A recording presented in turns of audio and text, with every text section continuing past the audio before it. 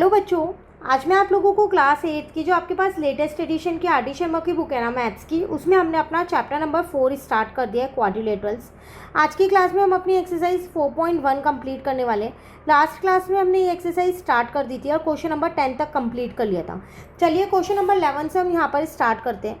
Question है हमारे पास, the 4 angles of a quadrilateral are as 3:5:7:9, find the angles.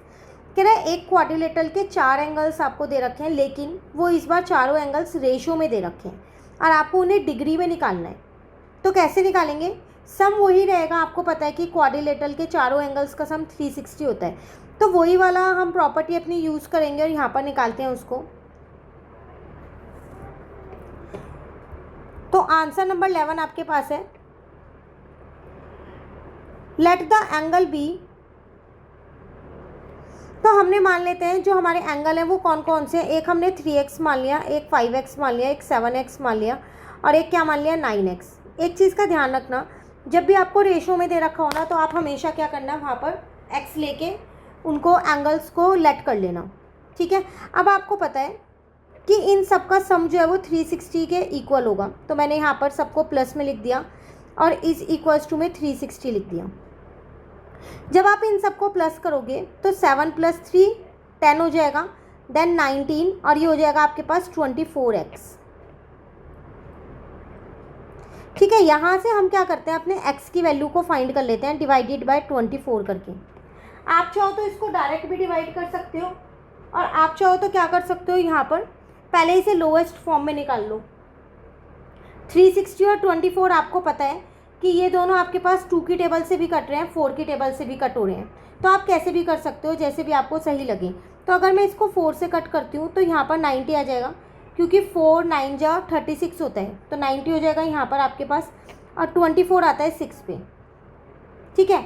अब आप 90 को डायरेक्ट 6 से भी कर सकते हो, तो आपका आंसर कितना आ जाएगा, 15 आ जाएगा।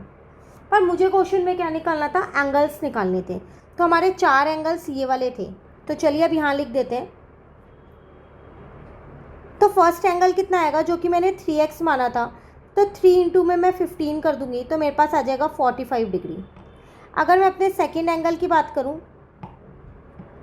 तो वो मेरे पास था 5x, तो इसका मतलब 5 इंटू में 15 कर देते हैं यहाँ पर, तो आ जाएगा 75 डिग्री, ठीक है। देन उसके बाद अगर मैं अपने थर्ड एंगल की बात करूँ, वो था मेरे पास 7x, तो इसका मतलब 7 इंटू में आप क्या कर दोगे, यहाँ पर 15 कर दोगे, तो आपका आंसर आ जाएगा यहाँ पर 105 डिग्री। लास्ट फोर्थ एंगल वो आपके पास था 9x, तो यहाँ पर आप क्या करोगे, 9 इंटू में 15 कर दोगे, जो भी x की वैल्यू है ना, बस आपको सबके साथ मल्टीप्लाई करना है उनको, ठीक है। तो यहाँ आ जाएगा 135 डिग्री। आप इसे क्रॉस चेक भी कर सकते हो, इन चारों एंगल्स को प्लस करके देख लो, अगर 360 आ रहा है तो आपकी ये x की वैल्यू सही निकली है, नहीं तो कहीं ना कहीं आपने मिस्टेक की है। क्लियर हो गया क्वेश्चन नंबर 11। चलिए अब आते हैं अपने क्वेश्चन नंबर 12 पे।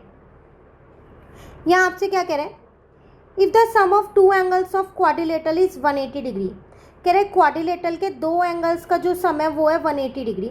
What is the sum of the remaining 2 angles. तो बाकी के 2 एंगल्स बचे, क्योंकि क्वाड्रिलेटरल में 4 एंगल्स होते हैं, तो 2 एंगल का सम दे रखा है, बाकी के 2 एंगल का सम आपसे पूछ रहा है कि कितना होगा। प्रॉपर्टी सेम वही वाली लगाएंगे हम यहाँ पर। तो आंसर नंबर 12 है हमारे पास यहाँ। तो मुझे गिवन है यहाँ पर sum of 2 angles of a quadrilateral,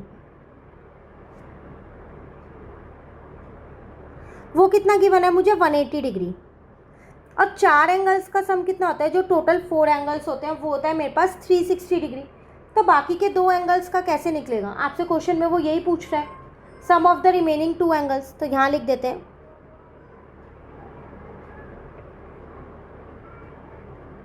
some of remaining 2 angles is equals to 360 में से ये 180 को माइनस कर देती हूँ, तो आंसर आ जाएगा 180 डिग्री। क्लियर है आंसर नंबर 12। चलिए अब आते हैं अपने 13 पे। 13 क्वेश्चन है आपके पास, फिगर वाला क्वेश्चन है। कह रहे हैं in the figure 4.15 find the measure of angle MPN। ध्यान से देखो कौन सा एंगल पूछ रहा है, MPN, ये वाला एंगल आपको फाइंड करना है, ये जिसको मैंने शेड किया है पिंक पेन से। तो आप अगर ध्यान से देखो तो NOMP एक क्वाड्रिलेटरल बन रहा है। इसके 3 एंगल्स आपको पता है, फोर्थ वाला आपको निकालना है। जैसे हमने ऊपर लास्ट क्लास में क्वेश्चंस किए थे वही क्वेश्चन तो है ये, बस यहाँ पर फिगर बना के दे दिए। ठीक है, तो सबसे पहले हम यहाँ लिख देते हैं NOMP is a quadrilateral, NOMP is a quadrilateral. और जब ये क्वाड्रिलेटरल है तो इसके सारे एंगल्स का सम कितना होगा, 360 होगा। तो अब देखो हमें यहाँ पर 3 एंगल्स पता है, 45 और 2 90 है। ध्यान से एक बार आप अपनी फिगर यहाँ पर क्वेश्चन वाली दोबारा देखो। ये दोनों का मतलब क्या है आपके पास, ये 90 डिग्री है दोनों। ठीक है, एक 45 पता है, तो हम यहाँ पर ये तीनों एंगल्स लिख सकते हैं। तो मैंने यहाँ पर लिख दिया 45 + 90 + 90।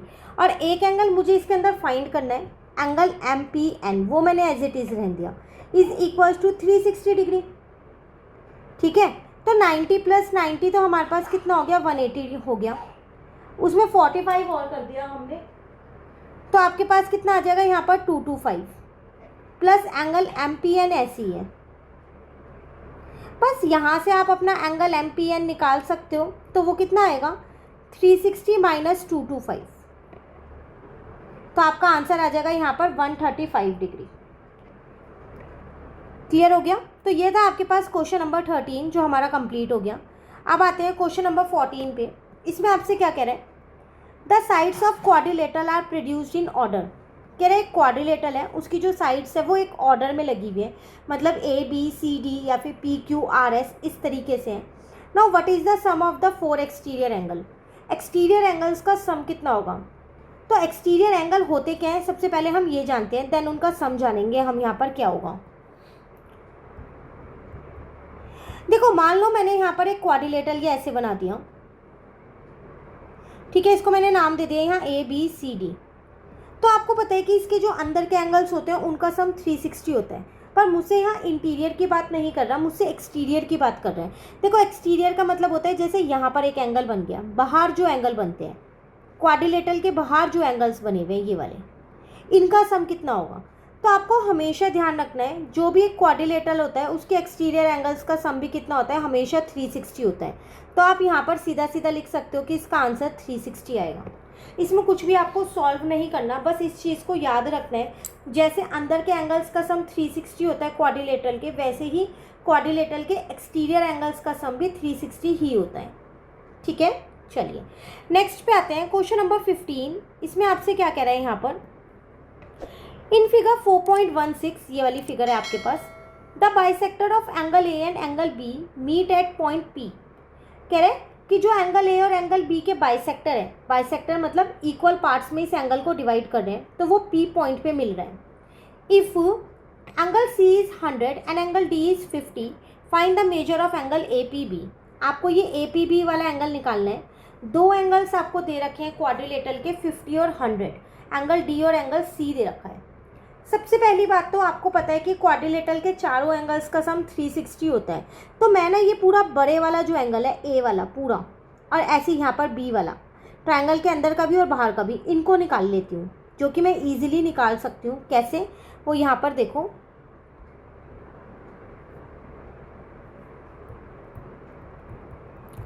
तो मुझे पता है यहाँ पर ABCD is a quadrilateral. ABCD क्या है मेरे पास, एक क्वाड्रिलेटरल है। जब ये क्वाड्रिलेटरल है तो इसमें angle A plus angle B plus angle C plus angle D 360 के इक्वल होगा। ठीक है, एंगल A और एंगल B मुझे नहीं पता कितना है, लेकिन एंगल C और एंगल D मुझे पता है। एंगल C 100 डिग्री फिगर में गिवन है और ये 50 डिग्री गिवन है। तो यहाँ पर से मैं अपना angle A plus angle B निकाल सकती हूँ 360 में से 100 और 50 को माइनस करके निकाल सकती हूँ ना। तो एक तरीके से आप क्या कर रहे हो, 360 में से 100 को माइनस कर रहे हो तो 260, देन 50 माइनस कर दिया तो आपके पास कितना आ गया, यहाँ पर 210 आ गया। इन दोनों एंगल्स का सम आ गया। ठीक है, अब जो मुझे फिगर बना के दे रखी थी एक छोटा सा ट्राइंगल, मैं सिर्फ वो ट्राइंगल यहाँ पर बना देती हूँ। ट्राइंगल ये था मेरे पास, तो मुझे पता है यहाँ पर कि जो एंगल पी ए बी है प्लस जो एंगल पी बी ए है प्लस जो एंगल ए पी बी है, इन तीनों का सम तो मेरे पास कितना होगा, 180 के इक्वल होगा, क्योंकि ये ट्राइंगल है। ठीक है, मुझे एंगल ये वाला फाइंड करना है, ये वाला एंगल मुझको फाइंड करना है, ये वाला एंगल ए पी बी। अब जो ये वाला एंगल है, ध्यान से देखो, ये पूरे बड़े एंगल का क्या होगा, बाइसेक्टर है, तो इसे मैं लिख सकती हूँ एंगल A/2। पूरा बड़ा एंगल मतलब ये, एक बार फिगर में देख लो, ये पूरे बड़े वाले एंगल का, मैं इसे इरेज कर देती हूँ यहाँ से, इस पूरे का हाफ है, क्योंकि वो बोल रहा था कि जो P वाली लाइन जा रही है वो बाइसेक्टर वाली लाइन है। सिमिलरली ये पूरे B का हाफ होगा, होगा नहीं होगा, तो वही चीज़ मैंने यहाँ पर लिख ली, इसको मैंने लिख लिया एंगल B/2, और ये मेरे पास एंगल APB ऐसी है, इज इक्वल्स टू में 180 भी ऐसी है।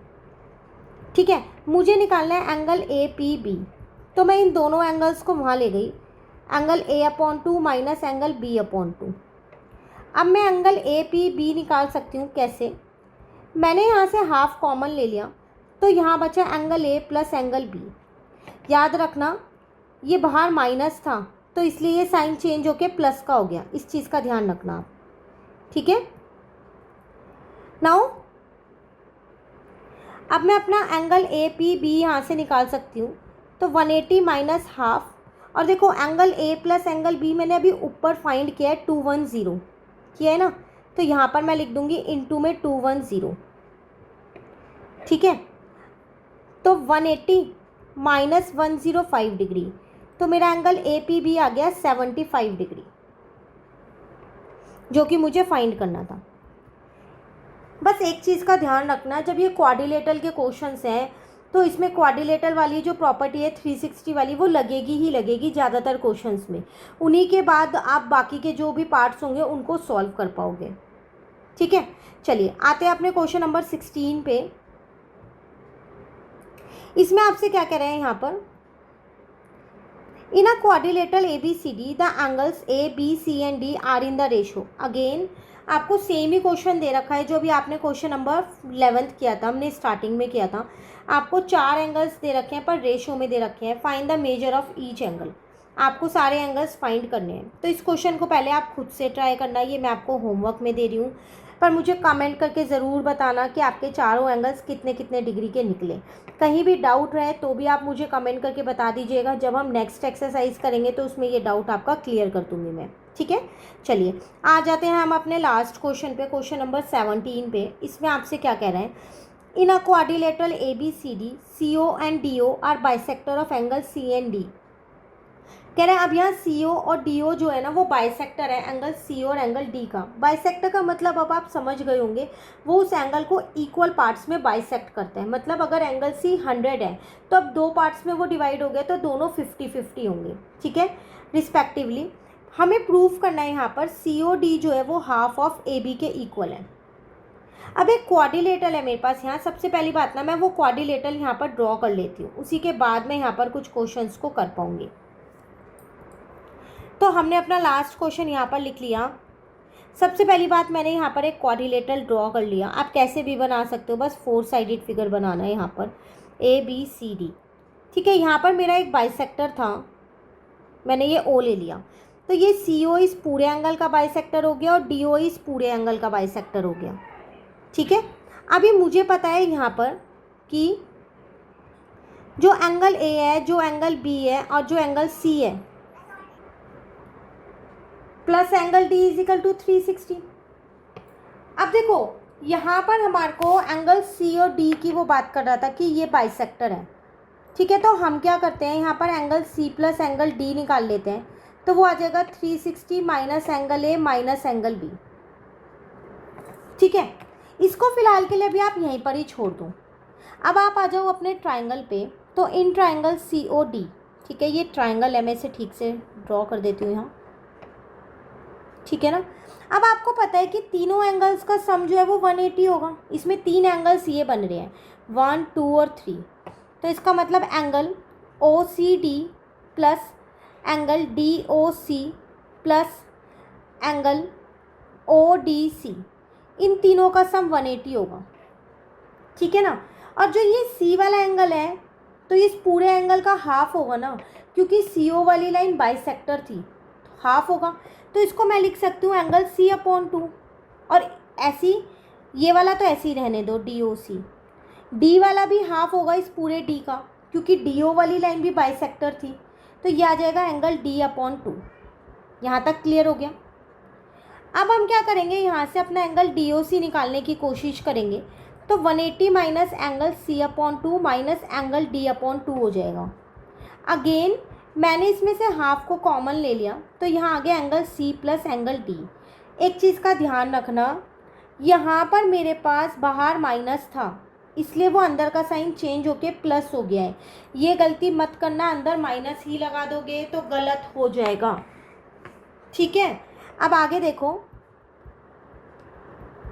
आप angle C plus angle D की जगह ये लिख सकते हो, यहाँ से लिख सकते हो ना। तो ये हो जाएगा आपके पास यहाँ पर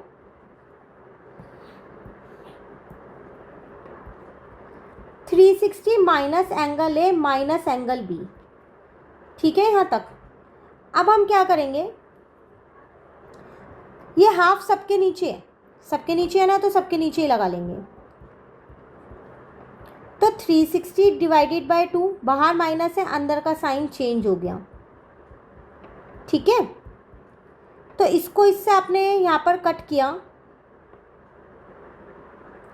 तो 180 आ गया। और ये वाला 180 एज इट इज़ लिखा हुआ है, आप यहाँ पर साथ साथ लिखते रहो। आप डी ओ सी एंगल की बात कर रहे हो।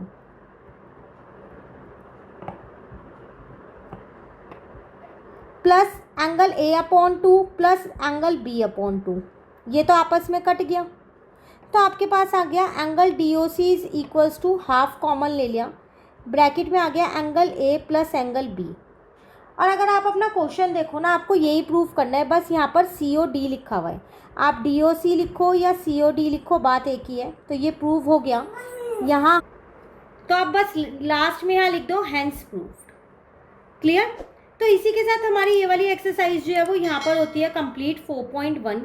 अब नेक्स्ट क्लास में हम अपनी नेक्स्ट एक्सरसाइज स्टार्ट करेंगे। Thank you.